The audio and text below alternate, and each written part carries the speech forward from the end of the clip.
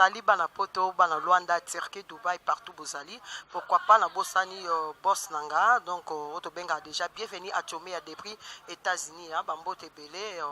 to pesi bino bambote ming parce que na biki boza déjà abonné na kati ya site na bino auto ba toujours Boss TV live to ba jamais na kati ya site au bozala desi en tout cas lelo bozomona hein tant bon déjà na simananga je vois bon on a déjà toza awa et pas il y a le poète Lutumba Simaro donc papa Lutumba Simaro tant que papa Lutumba Simaro yende balobi mukolo groupe bana OK donc papa Lutumba Simaro bino nyo surtout boyebi donc tozo profiter hein na profiter dans occasion opona ko yebisa lususu papa et pas iwa pazwa mina bana poto nyonso obodinga déjà papa toyebi ke bozana ekuna ensemble hein ya uli tafa pourquoi pas na yo lususu donc tobi déjà joyeux anniversaire na papa parce que toyebi ke anniversaire à papa et les kaki depuis il y a cela 2 jours déjà donc joyeux anniversaire à toi papa Lutumba Simaro nango to profiter pendant ko yemba joyeux anniversaire papa Lutumba joyeux anniversaire c'est toujours na kati ya Boss TV live ndebo okuta babiloko otobi désormais boyebi ki tozakazaka na biso déjà awa babi awa chaque jeudi ba concert betama en espace hall donc si reveni comme n'est pas ya maman Jeanne Mbole toza déjà awa le lotoye pona koyebisa bino nini otoye nango news otoye la bino information to nga to ba la bino par rapport ya ba hein biloba loba donc to ngite batba na ko ba biloba loba pona orchestre oyo bana OK et belé bolobi trop par rapport ya manda chante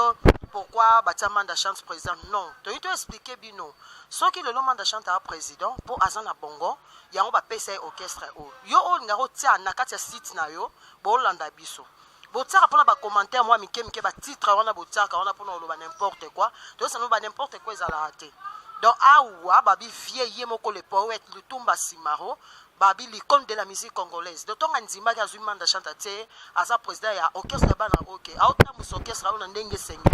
donc pona loba ke nemanda chanta auta mus orchestre ndenge sengeli lelo orchestre pour vous informer bazate bana déplacement orchestre zana Kampala na Uganda bakende ko beta concert dans l'andeka rezalaka manda chante pe azobunda déjà orchestre babi dans les bons toujours ndeboyebi ndeba na OK et betaka hein orchestre ndenge et demeura toujours to bi ke ba continuer babi maramba bien eza na kati orchestre basaki déplacement pour na Kampala mais toujours na kati ya Boss TV live toza toujours na bino dès que vous arrêtez parce que tu vois que déjà semaine prochaine orchestre goza na Kinshasa mukolo orchestre goya na Congo toza toujours pour la informer mais tokuta na président manda chante pour to pesa bino ba information sur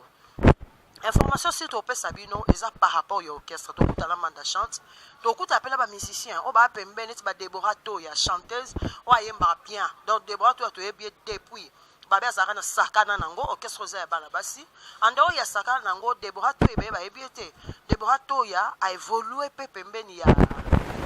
vie lui onema orchestre za ba kento ba kaji ya bana basi pour vous informer hein je suis là na ba information ba toujours na sangara azaka pour zo ba news abanda ko pesa bino ba information et on toujours continuer pour la ko na kati ya Boss TV live bozaka toujours abonné na chaîne na bino to ba news awa ba nouveauté awa ouais linga seka ndeto mesana isa no so ningo seka ebele toujours na kati ya Boss TV live officiel bozala kawana donc ya edokiba depuis Turquie na bosaniote pourquoi pas na vienanga sous d'être à Kampa donc depuis Irlande na bosaniote fefe ke o babi musicien o a demeura na banyarkos pembeni ba ba ibisusu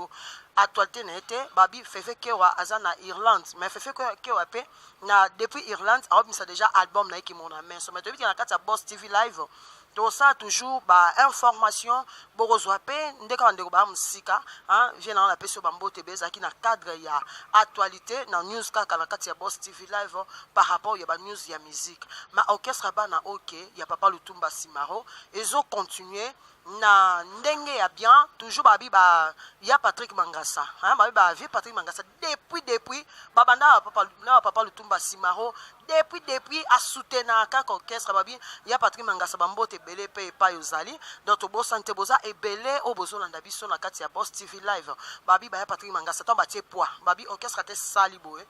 via za toujours pembe pour nous soutenir orchestre pe tombo marakak orchestre pe kendeka liboso na ba appui na bango bazali pourquoi pas ba bopikili ki ba mama Germaine Odiema babi bazawana toujours na katia orchestre na bino bana OK wana orchestre ça qui déplacement baza na Kampala pour na ba concert au bazobeta depuis Kampala ya Godé président Manda chante ba musicien nyonso tout opesi bino bambote ebele mais tobi ki retourne na bino na kintoza toujours na bino na katia Boss TV live wana eza par rapport ya ba news pe ba information tozo ebisa bino d'abord ba ke papa Lutumba Simaro pe azana e bien toujours azana poto hein yango tobi ke anniversaire né déjà il est kala qui joyeux anniversaire na papa Lutumba Simaro pourquoi pas na Salomon Lutumba Sylvie Lutumba bino nyo surtout esika bozali depuis poto to pesi bino bambote ebele donc na bosanité hein vienanga ladi double brassard ngabasata depuis Bruxelles bambote ebele pourquoi pas na roi Makoko shérif bambote ebele susu na yo donc tobi